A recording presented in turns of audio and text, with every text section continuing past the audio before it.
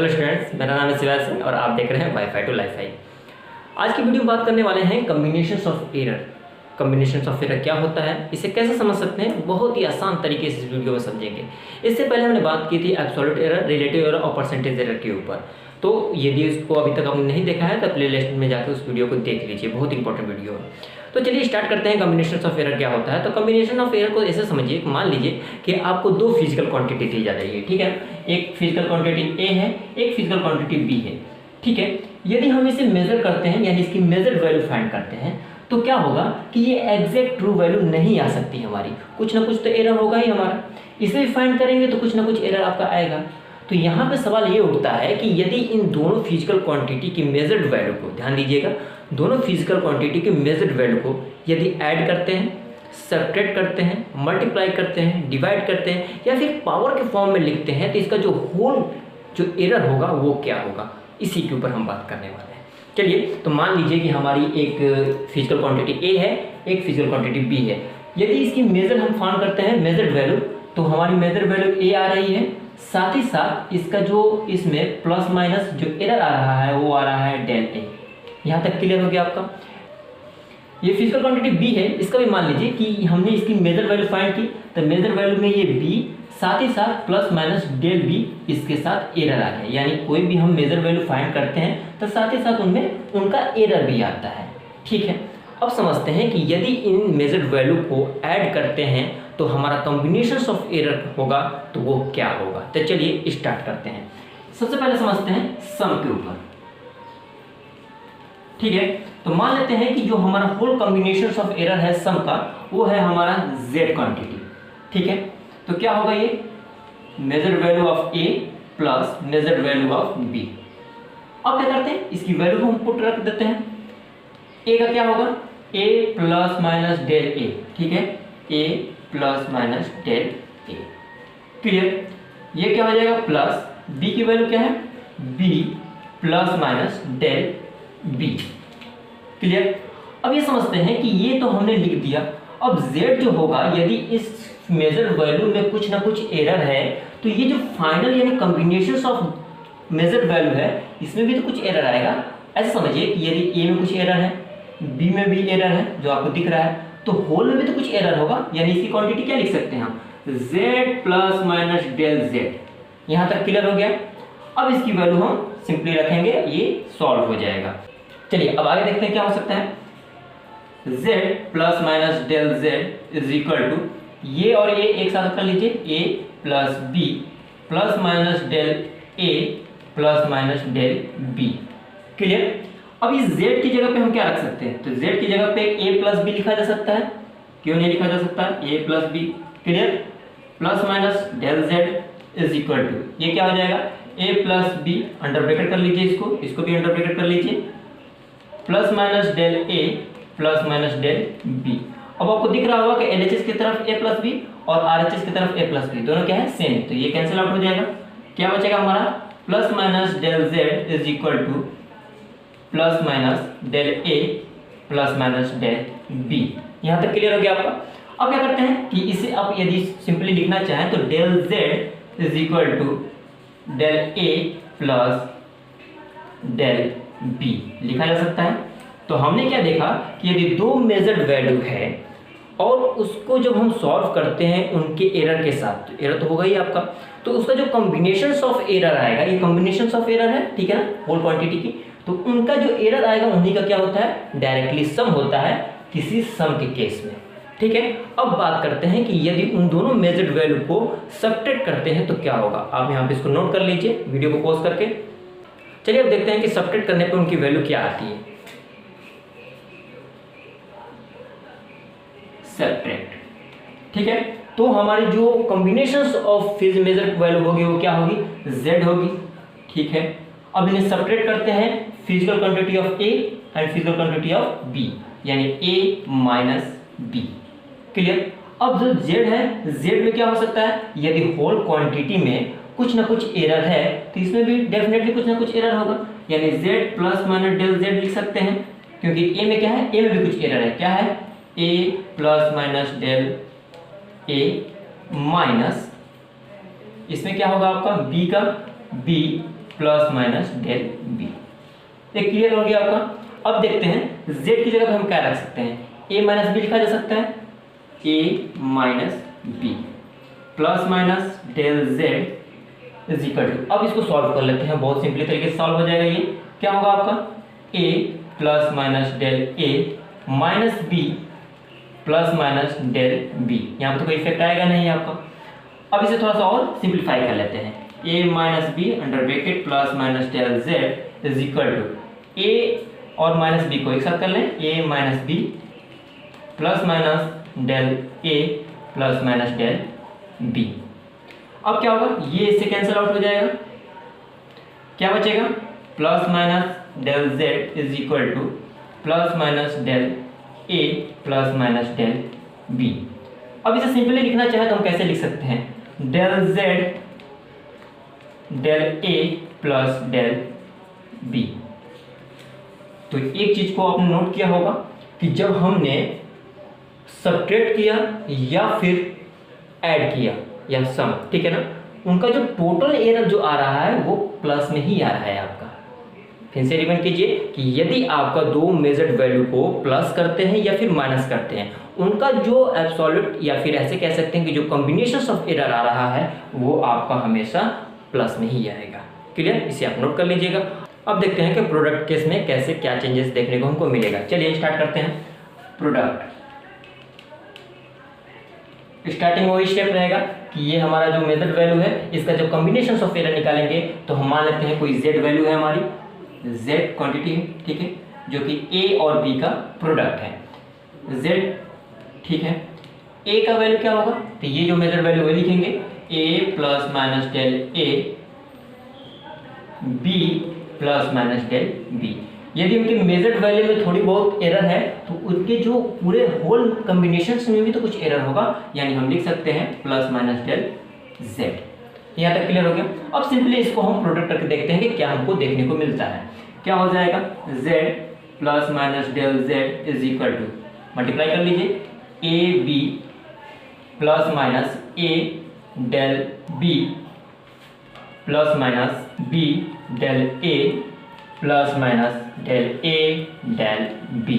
यहाँ तक क्लियर हो गया। अब ध्यान दीजिए कि जो डेल a है या फिर डेल b है एक बहुत ही छोटी एरर है, और यदि इसका प्रोडक्ट करेंगे तो डेफिनेटली एकदम वो क्या होगा आपका खत्म हो जाएगा, जीरो हो जाएगा। यानी मान लीजिए कि डेल a क्या है, सबसे छोटी वैल्यू है, डेल b क्या है वो भी छोटी है, उनका प्रोडक्ट करेंगे तो और छोटा आएगा, इसीलिए क्या होगा इसको हम जीरो मान सकते हैं, यानी निगलेक्ट कर सकते हैं। फिजिक्स के मामले में कहा जाए तो इसे बोला जाता है कि निग्लिजिबल है ये, इसे हम निगलेक्ट कर सकते हैं। तो क्या बचेगा आपका बचेगा z plus minus del z is equal to A B plus minus a del b plus minus b del a। Clear. अब क्या करते हैं कि हम बोथ साइड आपको z से डिवाइड कर देते हैं। क्या हो जाएगा, बोथ साइड अगर हम z से डिवाइड करते हैं तो हमारा हो जाएगा z, ठीक है। अब देखिए z की वैल्यू क्या है, हमारी z की वैल्यू है a b। First of all ये तो कैंसिल आउट हो जाएगा, क्या बचेगा आपका प्लस माइनस डेल z, और इसकी जगह पर हम क्या रख सकते हैं, z रख लेते हैं ए बी। z की जगह पर क्या रख सकते हैं, ए बी रखा जा सकता है, गुड। ये क्या है a डेल b, z की जगह पर क्या रख सकते हैं, ए बी रख सकते हैं, तो हम रख सकते हैं a del b by A B. Clear. Plus minus b del a divided by z की जगह पर क्या रख सकते हैं, ए बी रख सकते हैं, ए बी, ठीक है ना, ऊपर से। तो आप देखेंगे कि a जो a इससे a से कैंसिल आउट हो जाएगा, ये a इससे कट जाएगा, ये भी कैंसिल आउट हो जाएगा आपका, ठीक है। और ये जो b है इस b को वैल्यू को कैंसिल आउट कर देगा। क्या बचेगा, यहाँ पर आपको 1 बचेगा। तो ये सॉल्व करेंगे तो ये दोनों एक दूसरे से कट गया, तो ये क्या बचेगा आपका यहाँ पे आपका 1 हो जाएगा, ठीक है। स्टेप थोड़ा सा हम बचा लेंगे और इससे क्या होगा कैंसिल आउट हो जाएगा। यानी बचेगा क्या आपका plus minus del z by z is equal to del b by b plus minus del a by a। Clear यहाँ तक। यानी हमने क्या देखा कि ये एक रिलेटिव एरर के फॉर्म में आ गया, किसमें, रिलेटिव एरर के फॉर्म में आ गया। अब इसे सिंपली लिखना चाहें तो क्या लिख सकते हैं, मैं आपको लिख के दिखा दे रहा हूं। आप लिख सकते हैं इसे डेफिनेटली मैं यहाँ पे लिख दे रहा हूँ इसको, आप लिख सकते हैं del Z by Z is equal to del B by B plus del A by A. Clear? यानी आपने देखा कि जब हम किसी प्रोडक्ट के फॉर्म में कॉम्बिनेशन ऑफ एरर को लिखते हैं तो रिलेटिव एरर के फॉर्म में एक रिलेशन हमारा बन जाता है। अब देखते हैं कि क्वेश्चन या फिर डिवाइड करने के केस में क्या चीज हमको देखने को मिलेगा। इसे आप नोट कर लीजिए वीडियो को पॉज करके। क्वेश्चन स्टार्टिंग में तो स्टेप हमारा वही रहेगा, आइए देखते हैं कैसे। मान लीजिए कि हमारे पास z है जो कॉम्बिनेशन ऑफ एरर को बताता है, तो हम पहले बताए थे कि आप इसमें डिवाइड करके या क्वेश्चन के फॉर्म में देखेंगे, यानी a डिवाइडेड बाई b। और फाइनली आप इसकी वैल्यू रख लीजिए जो हमारे पास अवेलेबल है। z है तो z में भी कुछ एरर होगा कंबाइन का, यानी z plus minus del z हो सकता है। a की वैल्यू क्या हो जाएगी, तो a plus minus del a plus minus del a divided by b की वैल्यू क्या हो जाएगी, b plus minus del b। अगले स्टेप में क्या लिख सकते हैं, बहुत आसान तरीके से a plus minus del a लिखने के साथ साथ इसे आगे ऊपर ले जाते हैं तो इसका इनवर्स हो जाएगा, यानी हम लिख सकते हैं b plus minus del b। I hope ये चीजें आपको समझ आ रही होंगी।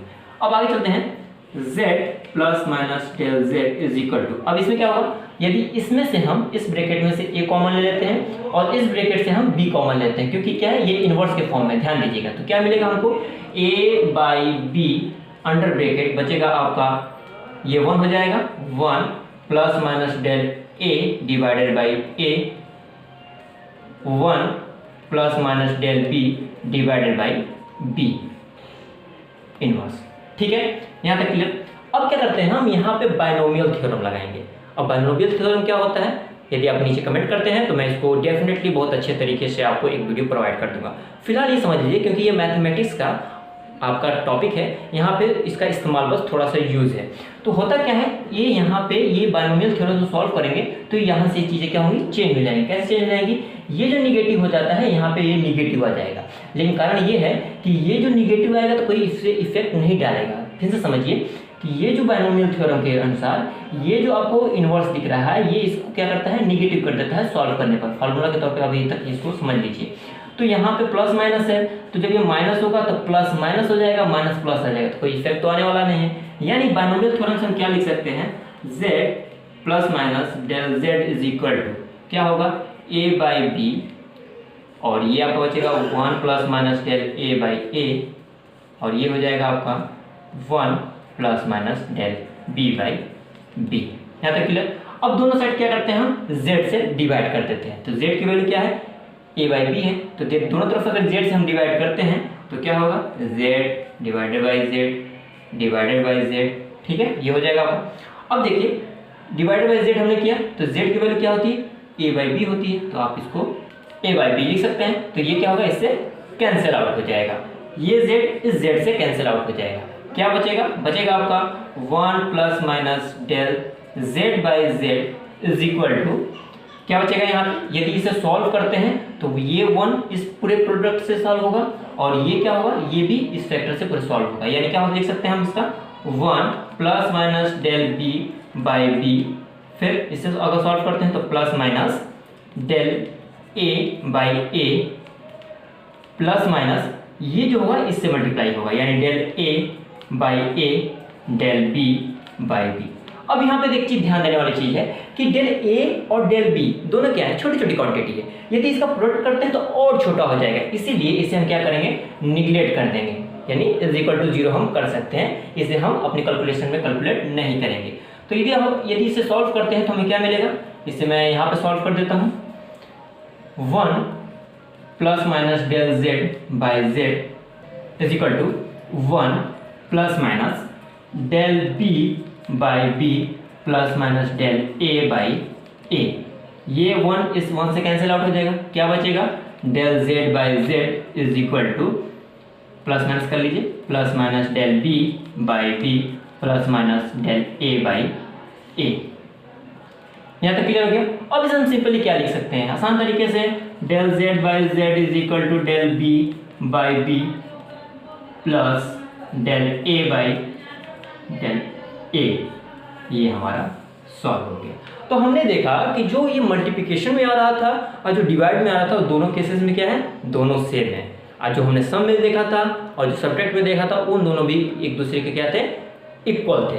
तो यहाँ से हमें ये चीज़ें क्लियर होनी चाहिए कि जब हम इसको प्रोडक्ट करते हैं, डिवाइड करते हैं, तो हमारा रिलेटिव एरर के फॉर्म में आता है। आई होप ये चीज़ें आपको समझ आ रही होंगी। वीडियो के जितना आपको भी अगर थोड़ा सा कंफ्यूजन है, वीडियो को आप पॉज करके बैक करके दोबारा देखिए और अच्छे से आपको समझ आएगा। चलिए अब लास्ट हम समझते हैं कि यदि पावर के फॉर्म में लिखते हैं तो किस तरह की इसकी डेरिवेशन होगी और उससे हमें क्या सीखने को मिलेगा। चलिए आइए देखते हैं पावर के फॉर्म में किस तरह की कैलकुलेशन हो सकती है।